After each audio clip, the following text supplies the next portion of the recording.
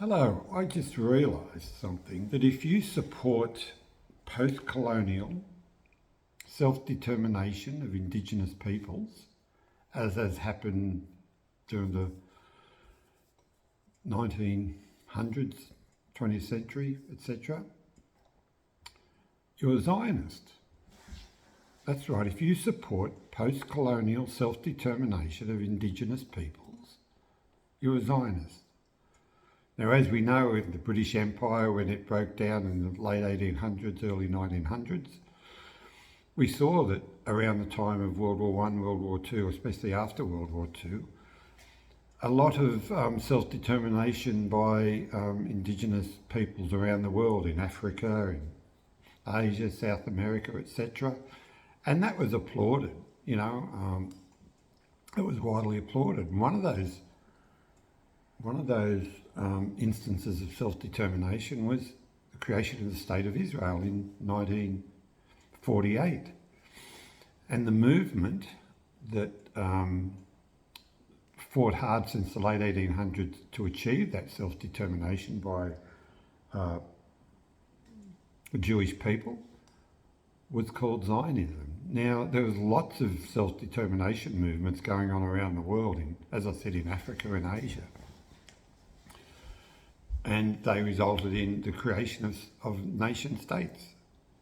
And most of those, and even as recently as South Africa, self-determination, independence for the native populations there. Now, the left and the world in general supported that. I mean, the United Nations supported the creation of State of Israel. And all those other independent nationhood self-determination instances. So why is it that the term Zionism has been so vilified, and why is it that there currently exists an anti-Zionist movement, when basically Zionism came to an end in 1948 when self-determination was achieved with the creation of the State of Israel? Israel was a state created to enable Jewish people to return to their homelands in the Middle East, in the areas of Palestine and Israel and those areas there. Now, they'd been forced out of there since the time of Muhammad back in 622 AD. So for over 1400 years, they'd been a diaspora.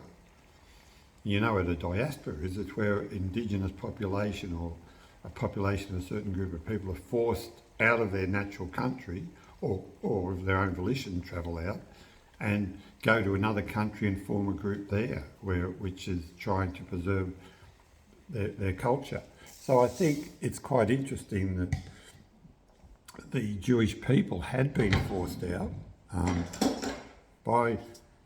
largely by the Islamists, by the Islamic ideology propagated by Muhammad from 622 AD, and we saw a lot of colonisation following his death in 632 AD. We saw a lot of colonisation of the Middle East by Islamic Islamists, Arab Islamists, taking over Christendom, Christian countries throughout the Middle East, and even as far as Spain and Africa, Spain, Northern Africa, France, and towards the east, towards India and Pakistan, etc.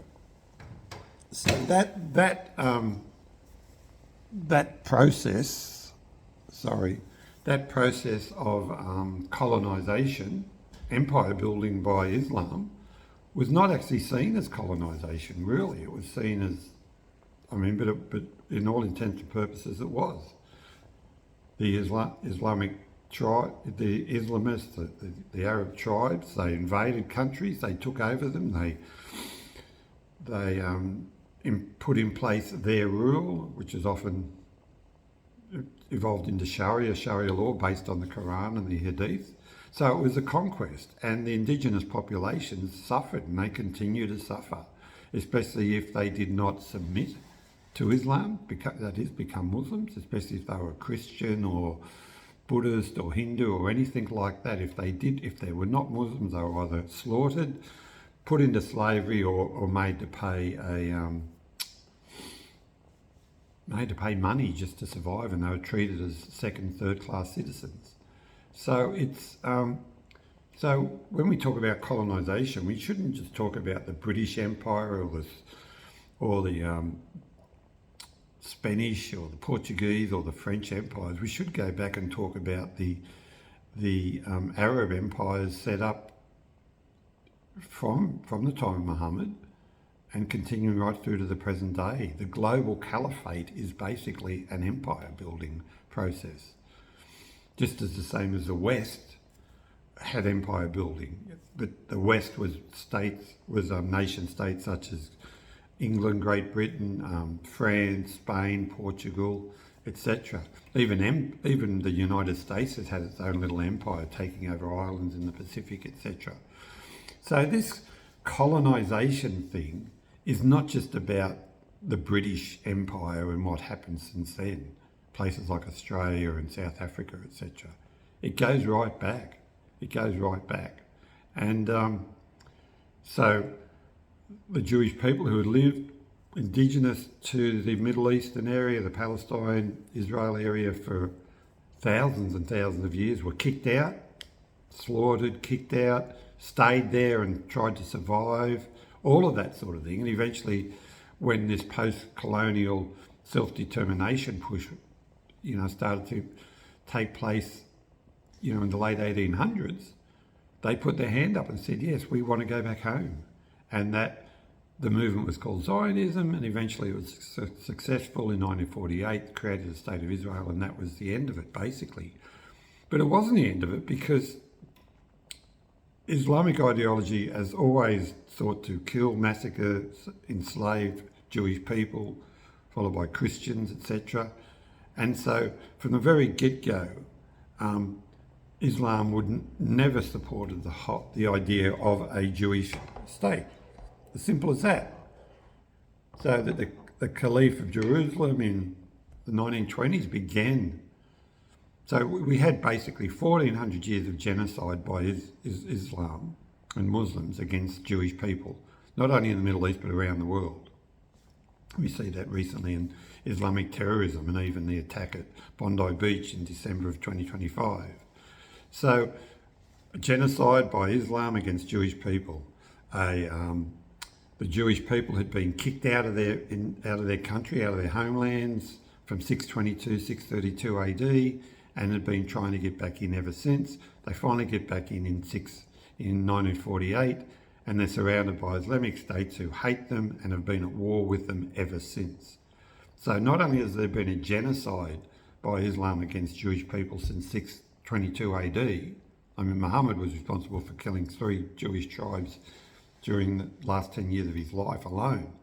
Not only that, but as soon as they get their nation state, they're just constantly at war because they're being constantly attacked by all these surrounding Islamic countries who want to see the end of them, who just do not support them because they adhere to Islamic ideology based on the Quran and the teachings of Muhammad. And they have never reformed or walked back from that. I mean, we currently have a war in Iran where Donald Trump and others are trying to get Iran to say, look, we'll accept your peace deal. But they can't, because as Islamists and supporters of Islamic ideology, the Quran says kill the Jews and kill the people of the book, kill the Christians.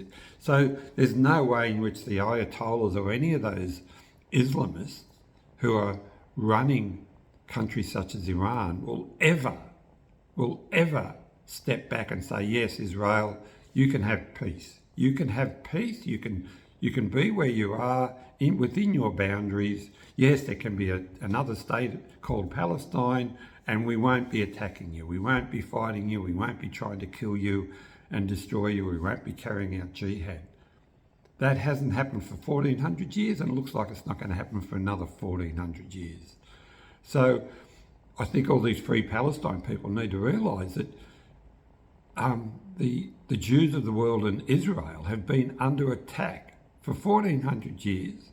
And when they when they support Free Palestine movements and shout things like globalise the Intifada, they're basically saying, destroy Israel, kill all the Jews, we're happy with that. It's anti-Semitic. So this anti-Zionist movement is basically another excuse for anti-Semitism. This whole story about, oh yeah, Jews wanting to run the world and run this and run that, well, that's all kerfuffle, that's all rubbish. The Jews are like any other people in the world. You know, they support a Western kind of democracy and an open society, and they're totally opposed to the kind of Islamic ideology which is the very antithesis of democratic societies. And we're finding that out in England, we're finding that in Australia, where all of a sudden two men come along, Islamic ideology, Muslims, and kill innocent people, innocent Australians on a beach, on Bondi Beach. What's that all about? Why would you do that? You do that because the Quran says to do that you have to do that. There's 2 billion Muslims in the world, and even if only 1% or less than 10% are so-called radical, that's a problem. But ordinary Muslims, that's what they're told to do. That's what the Quran says. So if you're just a normal Muslim who follows the Quran, well, you're told to hate Christians, hate Jews, hate anyone who's not a Muslim. And it's not as though you have to be radical to do that, because that's what you're taught from the very get-go. That's how you're indoctrinated into this cult. It's not a religion of peace, it's a death cult. It's a cult which seeks the death of everyone who's not a Muslim. And if you participate in the killing of anyone who's not a Muslim, you're supposed to go to heaven, and there'll be 72 virgins there for you to have carnal pleasure with. So this is not a religion of peace. This is a cult which seeks the death of anyone who's doesn't follow its tenets. And it's not a spiritual belief or religion, where religions are beliefs. You believe it. You're not forced to do it, but you believe it, not through any force or fear. Yet Islam is full of fear. You know, if you'll have fathers and brothers killing their daughters and sisters because they want to have a relationship with a non-Muslim man or boy. You'll have people being forced to do all this sort of thing. Women, I mean, the women are less than. They're forced to marry first cousins. They're forced into marriage from the age of 9 or whatever. I mean, this is a religion that generates fear. If you decide you don't want to be Muslim anymore, well, you will be killed. So this is the situation. We've got Israel, a democratic state in the middle of, surrounded by these Islamic states that just hate them because of their religious beliefs.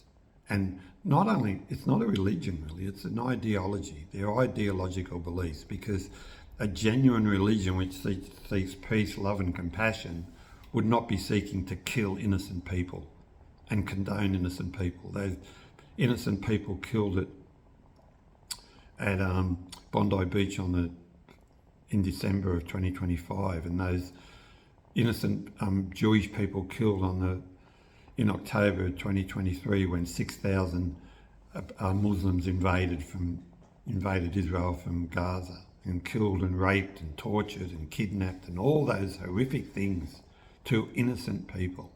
And this is what we're talking about here. So yeah, Zionism died in 1948 when it achieved its goal, the State of Israel, and the anti-Zionist movement carries on, expanding, conflating, saying, oh, Zionists do this, Zionists do that, and basically calling every Jewish person a Zionist, any supporter of Israel a Zionist. Yet, as I've said at the very opening, if you support the post-colonial self-determination of Indigenous people, you are a Zionist. Therefore, I would suggest that every member of the left is actually a Zionist, because we all supported post-colonial self-determination of Indigenous peoples. Look at Australia. We support the Aboriginal call for self-determination. We proclaim sovereignty over the land that was never ceded. It's exactly the same with the Jewish people of the Middle East. They lived there for thousands of years. They were indigenous to that area. They were kicked out, tortured, raped, murdered, imprisoned by the Islamists. Some of them hung on as long as they could. They're still hanging on. And then they finally get some self-determination. And what does the left and others do? Oh, no. Globalise the Intifada. Destroy Israel, kill the Jews, and everyone will be happy. And you go, what? What are you possibly thinking? This is crazy. And there's no defence. There's no defence for the left's turning on its own principles and supporting Islamic ideology, which is misogynistic, pedophilic, homophobic, religiously intolerant, censorial, autocratic. It's not democratic. It opposes everything that the West has fought so hard for over the years, especially since the 1960s, feminism and all those sorts of things. And here it is, the left defending Islamic ideology, a death cult. Thank you.